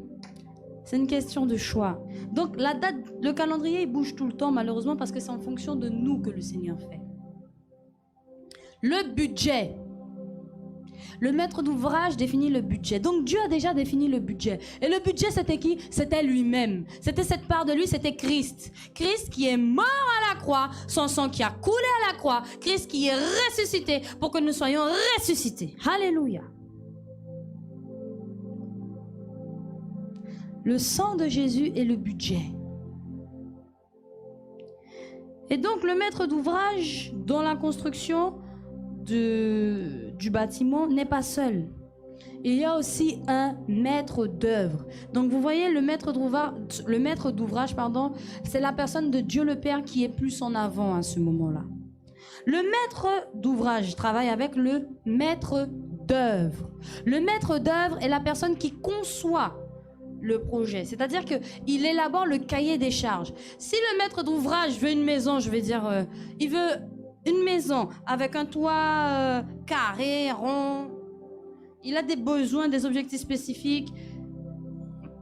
Le maître d'œuvre va mettre ça en projet. C'est-à-dire qu'il va écrire chaque détail de comment ça va se passer. On va commencer par par creuser, fouiller le trou. Ensuite, on va commencer par mettre les tuyaux pour l'électricité, pour l'eau. Ensuite, on va commencer à couler la dalle, etc. Je ne suis pas experte du bâtiment, mais il y a ceux qui connaissent. Moi, je ne suis pas une experte. Alléluia. Mais voilà, le maître d'œuvre, c'est lui qui va concevoir le projet et qui va élaborer le cahier des charges. Le cahier des charges, c'est un document qui comporte toutes les instructions, comme je viens de le dire, les éléments comme le matériel, etc., à utiliser pour construire le bâtiment. Et le maître d'œuvre, c'est le Seigneur Jésus. Là, c'est la personne de Christ qui est mise en avant. Pourquoi? Christ est venu sur terre pour nous montrer l'exemple. Bien qu'il soit Dieu, il n'a pas fait sa volonté. Combien de fois le Seigneur a dit, je ne suis pas venu faire ma volonté, mais la volonté de celui qui m'a envoyé. Alors Christ, qui est le maître d'œuvre, est venu faire la volonté du maître d'ouvrage, qui est Dieu le Père. Alléluia. Est-ce que le peuple de Dieu me suit? Amen. J'espère que vous suivez aussi sur Internet. Alléluia. Et donc, quand le Seigneur Jésus, il a rédigé le cahier des charges là. Voici le cahier des charges. C'est ça le cahier des charges. Et dedans, il est marqué repentance, sanctification, justice, crainte de Dieu, amour de Dieu pour son prochain. Je vous ai cité les grandes lignes du cahier des charges. Une autre grande ligne fondamentale, obéissance. Oh, que c'est fondamental l'obéissance. Jésus, le maître d'œuvre, a rédigé le cahier des charges. Il est venu sur terre et il nous l'a proposé en exemple. C'était sa vie. Il est venu et sa vie a été l'exemple vivant de ce que nous devons faire. Faire la volonté du Père. Jeûner, prier, aider ceux qui sont dans le besoin, évangéliser. Faire l'œuvre de Dieu. Alléluia.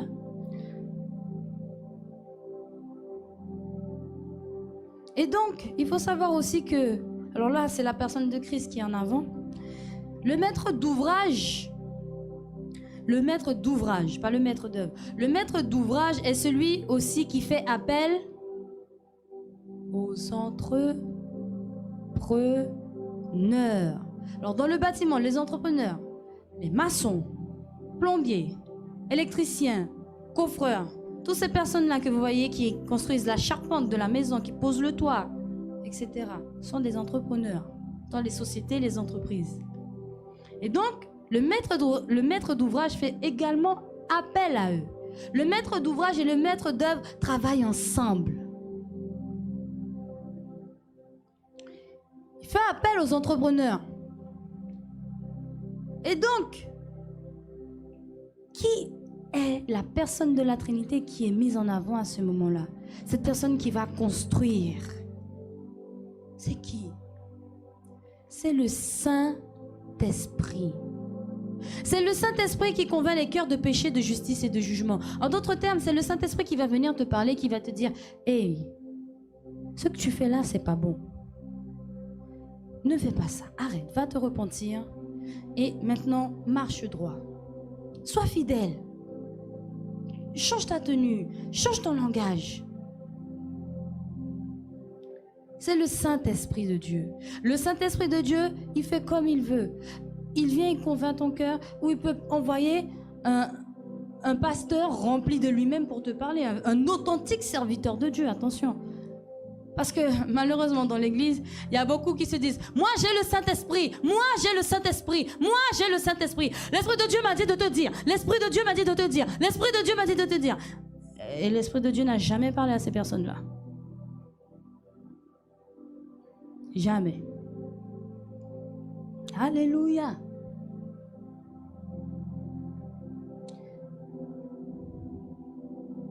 Dieu le Père, Dieu le Fils et Dieu le Saint-Esprit travaillent en étroite collaboration, en collaboration fusionnelle pour que tu sortes du péché, pour que tu puisses arriver à la sainteté. Parce que Hébreux 12,14 nous dit, recherchez la paix avec tous et la sanctification sans laquelle nul ne verra le Seigneur.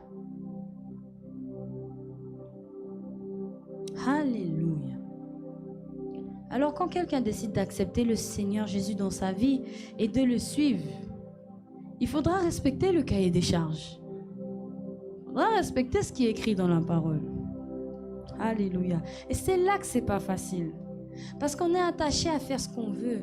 Si dans le cahier des charges, il est dit « Jeune fille, jeune homme, ne réveillez pas l'amour avant l'heure. » Si dans le cahier des charges, il est dit « Marie, sois fidèle envers ton épouse. Épouse, sois fidèle à ton mari. » Si dans le cahier des charges, il est dit « Sanctifiez-vous, car votre Père est saint. » Donc soyez saints. Si c'est écrit dans le cahier des charges, repentez-vous. Il faut respecter le cahier des charges.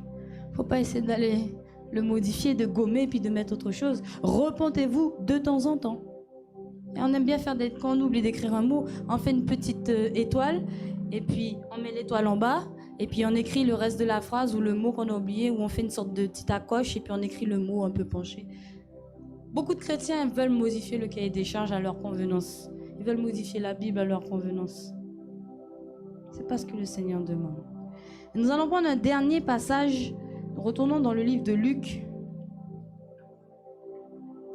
Et nous allons conclure, peuple de Dieu, avec ce passage. Luc 14, verset 28. Luc 14, verset 28. Alléluia. Luc 14, verset 28.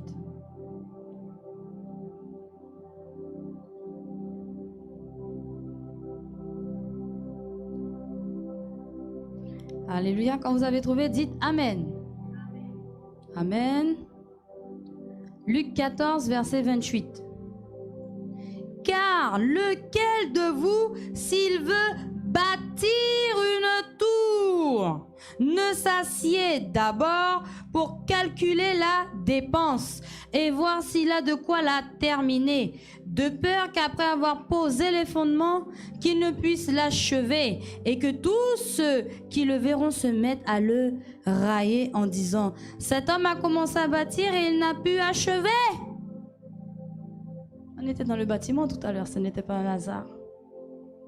Sache, mon frère, ma sœur, que le temple du Saint-Esprit, il se construit jour après jour. Il y a une base, et puis le temple, il est embelli, embelli, embelli. Le Seigneur vient et rajoute quelque chose là. Il va rajouter du lambris par là. Il va rajouter une porte en bois d'acacia par ici. Il va mettre des poteaux en or. Tout ça en toi. Parce que tu es le temple du Saint-Esprit. Tu es le temple du Dieu vivant. Tu es le temple de Jésus. Tu es le temple de Dieu le Père. Tu es le temple du Saint-Esprit. Alléluia. Tu es le temple du Dieu 3 fois saint. Et plus tu avances avec le Seigneur, plus le temple s'embellit. Plus tu produis des fruits, plus tu deviens... Alors là, on va passer du domaine du jardinage. Plus tu deviens un arbre magnifique qui porte du fruit. Le Seigneur va te tailler, il va couper les branches mortes, il va ratisser les feuilles, il va mettre un peu de compost, il va mettre un peu de fumier pour que tu sois bien entretenu, tu sois beau. C'est pareil pour la maison. Le Seigneur va laver. Il va faire en sorte que les murs soient blancs. S'il faut repasser une couche de peinture, il va repasser une couche de peinture. Alléluia. Si tu le laisses faire. Parce que malheureusement, et ça c'est un passage dans la Bible qui me vient là, à l'instant. Quand l'esprit impur est sorti de sa demeure. Un passage bien connu. Quand l'esprit impur est sorti de sa demeure et qu'il revient, il retrouve la maison balayée, nettoyée et ornée. Alléluia. Ça, c'est quand un homme, une femme, un enfant, parce que même les enfants peuvent accepter Jésus. C'est une question de volonté. Le salut est individuel et personnel. Alors lorsque l'esprit impur, il a quitté la maison, il a été chassé, pourquoi? Parce que tu as accepté le Seigneur Jésus dans ta vie. Tu as dit oui à Christ. Alors l'esprit impur a été chassé et maintenant qui vit en toi, celui qui est plus grand que le monde, Dieu. Alléluia. Mais quand sur le chemin, au lieu de rester sur le chemin étroit et resserré, tu commences à faire ça dans le monde, le chemin étroit et resserré, dans le monde, le chemin étroit et resserré. Quand tu commences à faire ça, petit à petit, tu es en train de vider la maison de la présence de Dieu.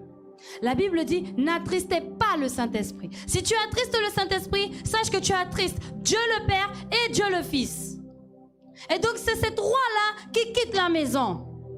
Et donc quand l'esprit impur revient dans la maison, qu'il la trouve balayée, nettoyée et ornée, il dit quoi?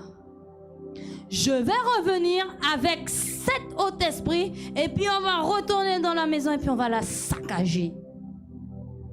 Et la condition dans laquelle la personne se retrouve est pire que la condition précédente. Voilà le danger pour toi. Si tu acceptes le Seigneur Jésus de manière superficielle, il y a un danger que Satan vienne. Et ce qu'il avait mis en place au départ pour toi, dont tu as réussi à être libéré par la grâce de Dieu, parce que tu as choisi que Dieu prenne le contrôle, eh bien, à partir du moment que tu fais sortir Dieu, et que tu restes vide, te suffisant à toi-même, je peux gérer. Je vais faire comme ci, comme ça, et en plus, tu oses le faire avec la parole de Dieu et le sang de Jésus. Le sang de Jésus ne va rien faire. Le nom puissant de Jésus ne va rien faire si tu ne te repens pas. Si tu veux faire ta volonté en appliquant la parole de Dieu, tu veux faire ta propre volonté, non celle du Seigneur, toutes tes prières ne fonctionneront jamais. Elles n'arriveront jamais au trône de Dieu parce qu'il n'y aura pas de puissance. C'est la chair. Il n'y aura pas de puissance. Il n'y aura pas de puissance. Tu auras beau prier au nom de Jésus, au nom de Jésus. Combien de faux pasteurs viennent? Et il y a eu un cas même ici en Guyane. Ils viennent, ils prient pour les gens. Ils prient au nom de Jésus, au nom de Jésus, au nom de Jésus. Et puis eux-mêmes, ils sont dans l'immoralité sexuelle. Ils sont dans l'apostasie. Ils sont en train de voler le peuple. Et puis ils viennent pour faire des délivrances, des choses qui sont sérieuses. La délivrance d'un esprit impur, c'est pas un jeu là, comme on le voit là. Ah oui, esprit méchant, comment tu t'appelles? Et puis devant la caméra, c'est ouélélé. Non. C'est du sérieux quand on parle de délivrance là. C'est du sérieux. Ces gens-là qui viennent là avec légèreté.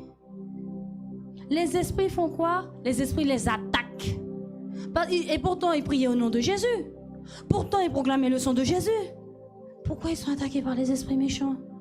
Vous voyez même certains esprits qui sortent de ceux qui sont sous l'emprise là, des possédés, pour aller auprès de ceux-là qui ont dit au nom de Jésus. Parce que la vie n'est pas droite, parce qu'ils ne font pas la volonté de Dieu. Hey! Il y a un danger. On ne doit pas l'ignorer. Il faut s'efforcer chaque jour. Si tu acceptes le Seigneur Jésus de manière partielle, superficielle, à moitié, un petit peu, ou même, si c'est pas à moitié, un quart, ou trois quarts, ou deux tiers, ou je ne sais pas. Mon frère, ma soeur, c'est comme si tu as ouvert la porte pour Jésus et puis tu as ouvert une fenêtre pour le diable. S'il y a quelque chose qui doit être ouvert, c'est que pour le Seigneur. Et donc, assieds-toi et réfléchis. Le Seigneur va te demander des choses qui vont peut-être te faire mal. Moi, je me souviens, quand le Seigneur m'a demandé d'abandonner certains dessins animés que j'aimais beaucoup regarder. Ou même, quand le Seigneur m'a demandé d'abandonner les boucles d'oreilles. Ah, comment j'ai pleuré. Ah, comment j'ai pleuré. Oh, comment j'ai résisté. Les gens dans l'assemblée me disaient, mais tu sais, tu dois abandonner. Tu dois retirer ça. La parole, ils m'instruisaient. Il faut pas mettre des boucles d'oreilles. Ton piercing au nez, ce n'est pas bon. Il faut faire attention. Vous savez, j'ai un tatouage, hein? Il faut te repentir pour le tatouage. Il faut te repentir. Il faut demander pardon à Dieu. Est-ce que tu as fait ces choses? À chaque fois, non. Moi, j'étais même en train de me vexer. Je boudais. À chaque fois qu'on venait me voir. Ouais. Et puis regardez. Regardez un tel là. Elle a des boucles d'oreilles. Vous lui dites rien. Pourquoi c'est moi vous venez embêter? Je parlais comme ça. Hein? Oh Seigneur, merci de m'avoir brisé. Un jour, à force de résister et de camper sur ma position, le Seigneur a retiré un tout petit peu sa protection, un tout petit peu. Il a retiré un tout petit peu, le temps d'une soirée, il a retiré un tout petit peu sa protection. Et là, j'entends le soir, alors que je dors, et je crois que j'ai une vision de ce truc-là, c'est affreux. Mais une voix tellement affreuse. Tu m'appartiens, tu m'appartiens, tu m'appartiens. Je me suis réveillée. Ah! Au nom de Jésus, au nom de Jésus. J'étais là, au nom de Jésus, c'était la crise d'hystérie. Au nom de Jésus, je te jette, au nom de Jésus. Le soir même, j'ai tout retiré. C'est bon. Ah oui, j'étais convaincue là. J'étais convaincue. J'étais convaincue, j'ai jeté. C'était de l'or. On m'a offert de l'or, peuple de Dieu, de l'or. Ça vaut cher de l'or. Les bijoux que j'avais, vous pourrez demander à mon mari, les bijoux que j'avais, les bijoux, j'aurais pu revendre ça. Je devais peut-être avoir 400, 500 euros, 1000 euros de bijoux. Ça a fini où? À la poubelle. Et j'ai fait ça pour qui? Pour le Seigneur. Alléluia. C'est pour ça que je vous dis, il y a un danger d'accepter le Seigneur et qu'on est léger. Alléluia. Il y a un danger d'accepter le Seigneur et d'être léger. Parce que tu donnes des droits à Satan sur ta vie. Et après ça, tu ne comprends pas. Tu pries, mais tu vois qu'il n'y a rien qui change. Le Seigneur va faire miséricorde. Il va t'accorder certaines choses. Mais dans l'espoir que tu changes, que tu sois résolu à changer. Et il va t'accompagner dans le changement. Moi, quand j'ai retiré mes boucles d'oreilles, je me trouvais pas belle. Je disais à mon mari, je suis pas belle, je suis pas belle, je suis pas belle. Oh, je suis pas belle. Et puis je voyais les autres femmes regarder mon mari. Et moi, je suis pas belle, je suis pas belle. Aujourd'hui, quand je me regarde, oh que je me trouve belle. Et surtout quand mon mari me regarde, il me dit, oh que tu es belle, ma femme. On n'a pas besoin de ça. On n'a pas besoin. Alors, assieds-toi et réfléchis. Quand Dieu va commencer son ouvrage dans ta vie, toi aussi, il y aura ta part d'investissement. Il y a des choses que tu vas devoir abandonner. Moi, c'était les bijoux. Il y avait d'autres choses aussi. Mais j'ai été convaincue à chaque fois. Et si je n'étais pas convaincue, le Seigneur me montrait les conséquences. Quand il m'a montré la conséquence ce soir-là, oh comment tout ça, ça finit à la poubelle, les bijoux. Parce que par moments, c'est ça. On a besoin par moments d'avoir mal dans notre chair. On a besoin par moments de prendre un coup là pour pouvoir abandonner notre idolâtrie, notre péché. Le Seigneur n'a pas forcément envie d'en arriver là. Alléluia. Alors quand tu vas pour construire quelque chose avec Dieu, assieds-toi et réfléchis parce que ça te demandera également des sacrifices. Il n'y a pas seulement Dieu qui porte le sacrifice, toi aussi tu portes un sacrifice. C'est un ouvrage, c'est une œuvre commune où Dieu est au contrôle et fait sa volonté.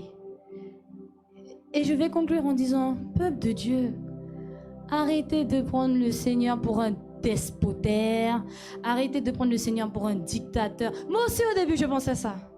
Ah oui, le Seigneur il veut pas me laisser faire ça, mais les autres ils font. Le Seigneur il veut pas nous laisser faire ça, mais pourquoi? Moi j'ai envie de faire ça. Ça c'est quand on est encore bébé spirituel.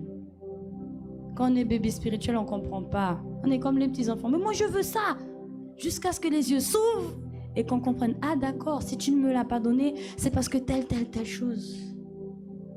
Et là, justement, commence à entrer la sagesse et la maturité. Parce que nous devons devenir des hommes et des femmes matures, spirituellement. Et c'est ces hommes et ces femmes-là matures qui rentreront dans le royaume. Alléluia. Soyez bénis. Ceux qui veulent, nous allons conclure. Je vous invite à vous mettre debout. Ceux qui veulent accepter le Seigneur dans leur vie, ceux qui veulent accepter le Seigneur Jésus dans leur vie. Vous aussi qui êtes sur Internet et qui nous suivez, que Dieu vous bénisse pour votre fidélité. Alléluia. Ceux qui veulent accepter le Seigneur dans leur vie, je vous invite à lever les mains au ciel en révérence à Dieu et en signe d'abandon total. En signe d'abandon total au Seigneur. Je vous invite à répéter cette prière après moi. Dites, puissant Seigneur Jésus, je suis un pécheur. J'ai entendu ta parole, Seigneur, et j'ai compris le danger de cheminer entre les deux chemins. J'ai compris le danger de t'accepter de manière légère. Aujourd'hui, Seigneur, je reviens à toi et je te supplie de me laver avec le grand et glorieux sang de Jésus. S'il te plaît, Seigneur, lave-moi de tous mes péchés. Purifie-moi de toutes mes iniquités. Seigneur, je te reçois dans mon cœur comme mon Seigneur et mon Sauveur. Seigneur Jésus, je t'ai accepté dans mon cœur comme mon Seigneur et mon Sauveur. S'il te plaît, remplis-moi de ton Saint-Esprit. Remplis ma vie de ton Saint-Esprit. Remplis mon cœur de ton sang afin de laver mon cœur. De laver mon cœur, Seigneur, pour que tu puisses y entrer et y habiter avec le Père, avec le Saint-Esprit et avec toi, Seigneur. Seigneur, ordonne mes pas pour que je puisse entrer dans le glorieux royaume de Dieu. En ce matin, je suis né de nouveau au nom puissant de Jésus. Amen. Amen. Si tu as fait cette prière, sois béni. Sois béni et continue, persévère. N'hésite pas à rentrer en contact avec nous. Nous sommes là pour vous servir. Vous avez un numéro de téléphone qui s'affiche avec l'adresse mail. N'hésitez pas à nous contacter. Nous sommes disponibles pour les brebis du Seigneur. À très bientôt, peuple de Dieu. Shalom.